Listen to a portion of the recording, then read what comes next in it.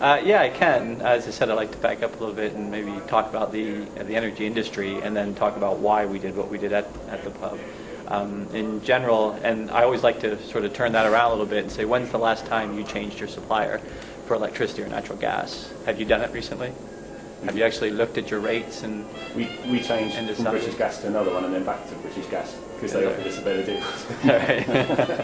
and I always comment to people that it's difficult to make the choice because it's hard to get the information and measure it apples to apples.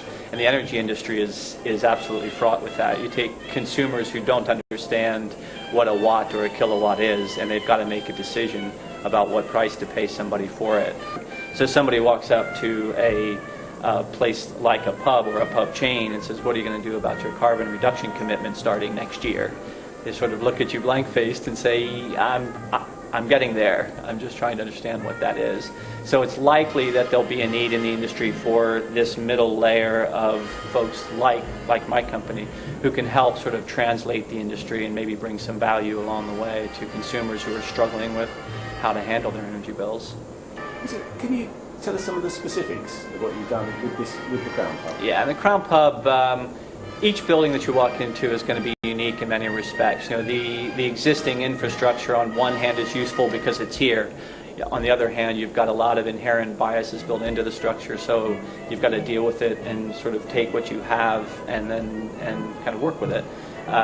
In this particular building, when we sat down with the licensees and decided, right, we would take sort of a 1 to 3 year time horizon on paybacks, what were the big contributors for the energy use?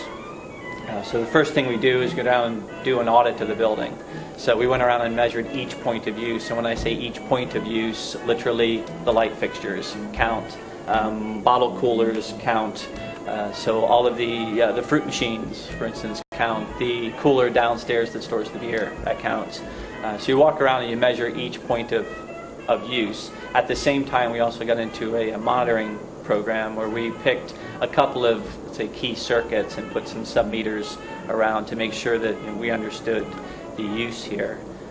Once we had the use information and a model and we could match it with their billing information, we could prioritize what the big points of use were and then lay out a plan to say, all right, what are the most affordable options? Was there one specific thing that you changed?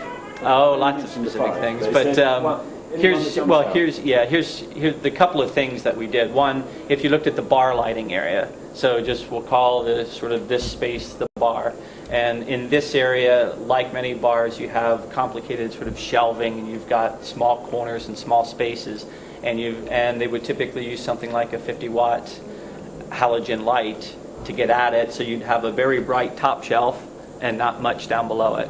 So you'd have light spaces and dark spaces. What we decided to do was use strip lighting, use things like LEDs, and we would get at the lighting towards the points of use, if you will. So they want light here, we put a light there. So they're not using a 50-watt light here, that's a 2-watt light, and then they have strip light here to light down. So we, roughly speaking, reduced the lighting requirement behind the bar by about 60% and increased the light available behind the bar. So their bar is brighter, they can see better, the staff can get at things around the bar, and the bar becomes more obvious to the passerby on the street. And of course there are things that are unique to the building that we did here. For example, they had a drainage problem in the front of the pub. The drainage problem was the normal bickering between the brewery, the operators of the pub, and the council. Who's responsible for the water? And the pub operators have a wet wall, and the wet wall is getting worse while the battle's going on. And I think everybody knew it would be a couple of £1,000s to try to fix that. Blue Sky saw the problem, and we combined that as a system integrator, taking on a lot of the sort of energy challenges in the pub.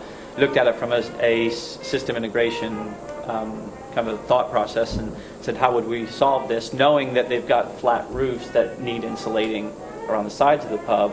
We said, right, here's an opportunity to divert the water from the front of the pub, run it to the back, catch it in turf to slow it down so we don't end up with a drainage problem in the back. So we rerouted the water to the back, slowed it down with turf, use the turf as some thermal insulation value on the flat roof areas. We also capture the rainwater in tanks in the back, and then we gravity feed that down to the loos.